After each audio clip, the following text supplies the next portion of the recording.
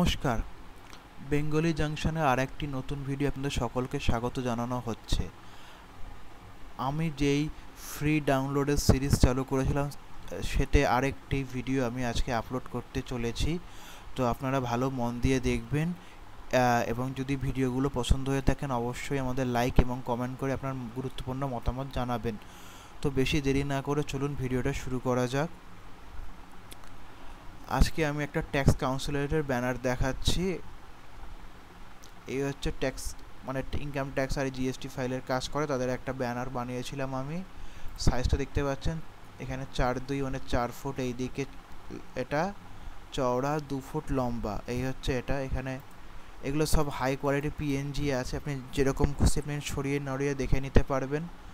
তো এখানে গণেশ ঠাকুর একটি ছবি দেওয়া আছে। এটা খুব সিম্পল টাইপের মধ্যে আমি করেছি, এটা খুব বেশি একটা করিনি। এখানে দেখুন ই ফাইলিং সলিউশন বলে দেওয়া রয়েছে। এখানে আমি এটাকে একটা আউটলাইন দিয়ে এখানে পিছনে একটা ড্রপ শ্যাডোর মতন আমি বানিয়েছি। এবার আপনার মতন আপনি দেবেন, নিচে দেবেন না এরকম দেবেন, যেটা আপনার খুশি দেবেন।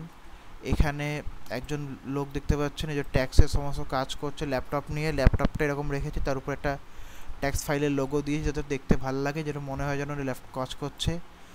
তারপরে এখানে এই যে ট্যাক্সের জন্য এই জিনিসগুলো দিয়ে দিয়েছি। এইখানটায় ওখানে নাম লিখতে হবে, যেখানে আমি নামের করেছি। এবার আপনি সেইভাবে কোনো যেই টাইপটা পছন্দ হবে সেই টাইপটা আপনি করে দেবেন। তারপরে যখন ইনকাম ট্যাক্স ই ফাইল, জিএসটি ই ফাইল, অনলাইন বাইক ইন্স্যুরেন্স করা হয়, এখন এখানে জিএসটির একটা পিএনজি দিয়ে দিয়েছি, আর ইন্স্যুরেন্সের জন্য একটা ছাতা দিয়ে দিয়েছি, কারণ এটা ইন্স্যুরেন্সে অনেকেই এরকমভাবে দেওয়া থাকে।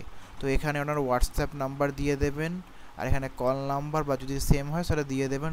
হোয়াটসঅ্যাপ এবং কলের জন্য আলাদা লোগোও করে দিয়েছি। এবং তারপরে রয়েছে এখানে ইমেল আইডিটা এরকম দেওয়া রয়েছে। আপনারা এখানে আপনার যে ইমেল আইডি ইউজ করেন আপনার কাস্টমার, সেই ইমেল আইডিটা তুলে এনে বসিয়ে দেবেন। তো দেখতে পাচ্ছেন যে এটা খুব প্লেন টাইপের রেখেছি, এটা খুব একটা বেশি কমপ্লেক্স করিনি। আপনি চাইলে এটাকে ডাউনলোড করে আরামসে আপনি কাজ করতে পারবেন, কোনো অসুবিধা হবে না। এই হচ্ছে এটা, যেটা আমি বলে দিচ্ছি। এই ফাইলগুলো সমস্ত কোরেল 13 ভার্সনে করা আছে। তো আপনাদের প্লিজ 13 ভার্সন হলে আপনারা অনায়াসে ফাইলগুলো খুলতে পারবেন। এবং আমি এখানে কোনো ফন্ট কার্ভ করে দিচ্ছি না, আপনারা চাইলে আপনি যত পছন্দ ফন্ট চুজ করে নাম চেঞ্জ করে আপনি এখান থেকে প্রিন্টিং দিয়ে দিতে পারবেন। তো এই হচ্ছে আজকের আমাদের ভিডিওটা। যদি ভালো লেগে থাকে অবশ্যই আপনাদের গুরুত্বপূর্ণ মতামত আমাদের কমেন্ট বক্সে জানাবেন। ধন্যবাদ বন্ধু, ভালো থাকবেন, সুস্থ থাকবেন।